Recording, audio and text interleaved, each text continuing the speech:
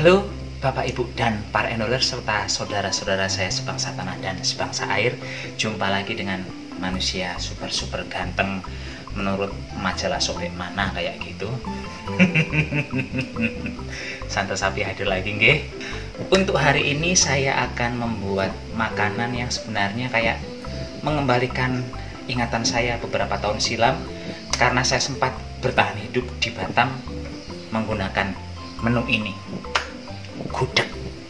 Bagaimana Santo Sapi membuat gudeg? Tentu saja ada trik dan tipsnya nggih. Dan untuk kali ini saya akan memasak gudegnya tidak menggunakan presto. Kalau zaman dulu tuh saya selalu menggunakan presto karena jauh lebih gampang, tidak repot-repot dan hasilnya bagus. Kali ini saya akan membuat gudeg yang saya harapkan semua orang bisa menirunya karena peralatannya sederhana, cuma panci sama wajan. Bahan-bahan yang diperlukan, bumbu yang digunakan juga sederhana banget. Saya tidak menggunakan daging di sini, jadi saya yakin semua Bapak Ibu bisa mencontohnya. Kalau yang mau mencontoh, nyempur bagi yang penasaran bagaimana Santo Sapi membuat gudeg, yuk OTW capcus saja. Cus. Untuk membuat gudeg, hal pertama yang perlu dilakukan adalah merebus air. Ini seberapa banyak airnya tergantung dari seberapa banyak juga nangka yang akan dimasak. Saya sedikit saja memasak nangkanya, jadi airnya juga sedikit. Sambil menunggu airnya mendidih, sekarang saya akan mengopreksi nangkanya. Ini nangkanya saya beli di pasar cuman Rp4.000. Ternyata lagi murah nangka.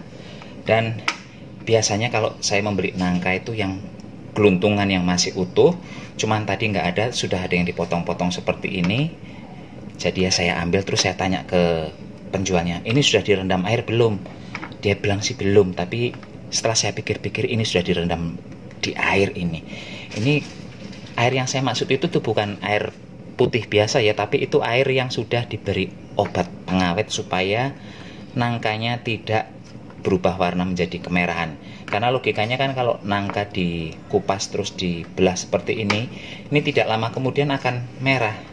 Namun ini masih cantik-cantik saja putih. Jadi saya bukannya berpikiran jelek sama si mbak penjualnya, tapi mbak penjualnya kayaknya bohong sama saya itu. Apabila nangka sudah diberi pengawet, wedus, itu empuknya susah, keras kayak batu. Dan ini pisaunya sudah saya olesi minyak goreng, jadi getahnya tidak gampang nempel di pisau ya.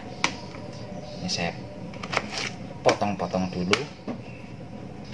Jadi kalau Bapak Ibu di pasar beli nangkanya, nangka yang ada kulitnya saja, jangan yang sudah dipotong-potong terus sudah dipajang di warungnya itu cantik putih-putih, itu jangan dibeli.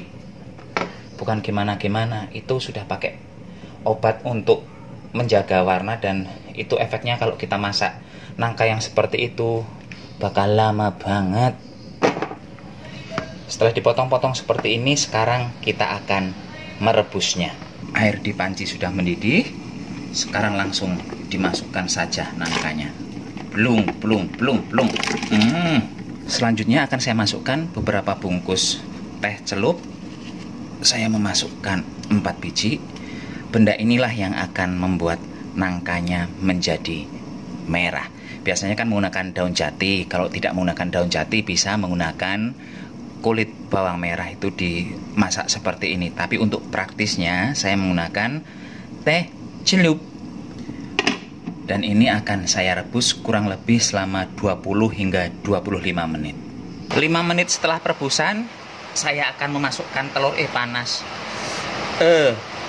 Ini harusnya dimasukkan di awal tadi, tapi saya lupa. Jadi dimasukkan setelah 5 menit merebusi nangkanya.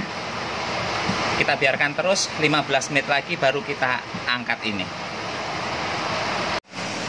Sambil merebus nangka, sekarang saya akan menyebutkan bumbu-bumbu halus yang akan saya gunakan. Pertama ada kemiri. Kemirinya ini sudah saya sangrai. Kemudian ada bawang putih. Bawang putihnya 4 siung saja. Dan di mangkok ini saya juga ada bawang merah. Bawang merah saya menggunakan banyak, sekitar 15 siung, tapi ini besar kecil ukurannya. Kalau mau enak, gudeg itu memang harus banyak bawang merahnya. Tidak hanya gudeg, masak apapun kalau mau enak memang bawang merahnya harus banyak. Selain bumbu-bumbu di mangkok ini, saya juga memerlukan ketumbar. Ketumbar ini khusus untuk masakan gudeg, saya juga akan menggunakan yang banyak. Ini ketumbarnya tadinya disangrai, setelah disangrai lalu dihaluskan. Hasilnya seperti ini. Mungkin saya akan menggunakan sekitar 2 sendok makan. Hujannya deras banget guys, udah saya pusing. Nggak kedengaran suaranya saya takutnya. Ini bawang merah dan CS-nya tadi langsung dimasukkan ke dalam blender. Beri air saja nggak masalah. Ini jam 9 pagi, hujan deras, cucian belum kering. Ayo, pusing saya. Ini langsung dihaluskan nggih. Dah, cepet saja kalau memblender menggunakan air kayak gini. Dan ini sudah 20 menit kemudian, langsung dimatikan kompornya. Kita buang air rebusan nangkanya ini. Jatuh. Panas ini. Tuh hasilnya seperti ini. Dan ternyata nangkanya memang nangka yang sudah diobat dengan pemutih. Jadi dia tidak terlalu meresap warna merahnya. Namun lihat untuk telurnya. Tuh, cantik banget telurnya warnanya nggih. Kalau untuk nangkanya menurut saya ini masih kurang merah.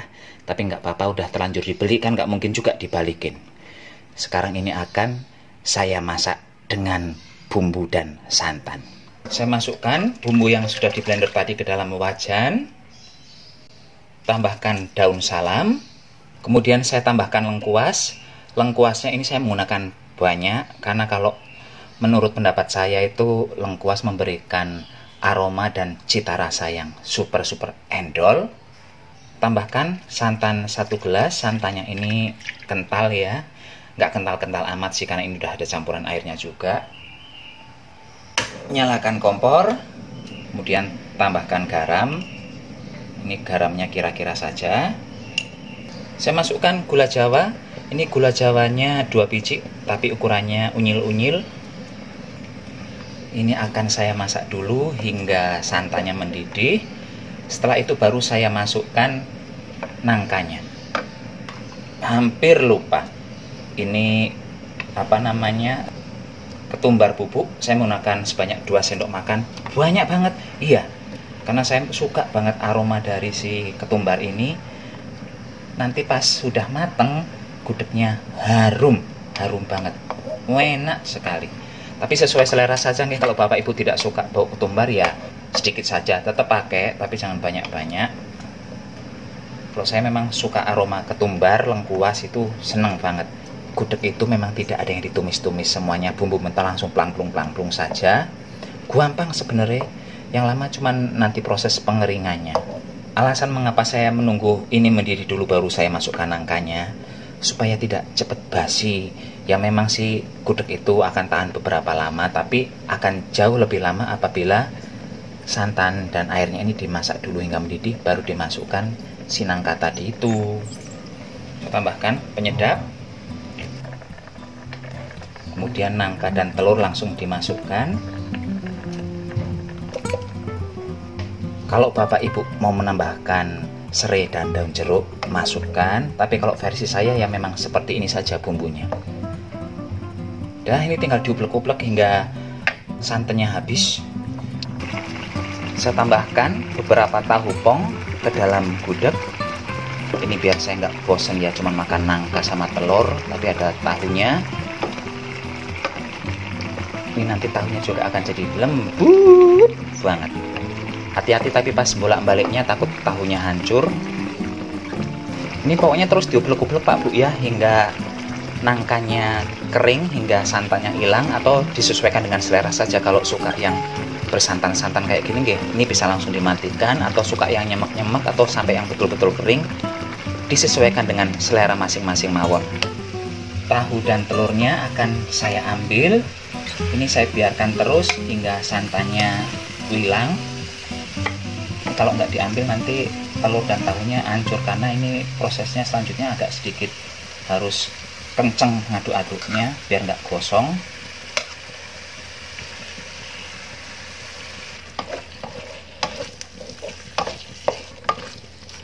ini dia gudeg versi santo sapinya sudah selesai. Untuk versi lengkapnya biasanya saya menambahkan areh kayak gitu ya, santan yang dimasak dibiarkan saja, nanti kanilnya itu disiramkan di gudegnya ini. Kemudian saya menambahkan sambal terasi, sambal tomat terasi, tapi saya tidak memasak itu juga. Ini betul-betul cuman memasak gudeg dan telurnya saja. Ini hasilnya seperti ini. Monggo silahkan dicoba. Siapa tahu ini bisa menjadi alternatif Bapak Ibu saat lebaran besok tuh. Cantik banget kan? Monggo silahkan dicoba.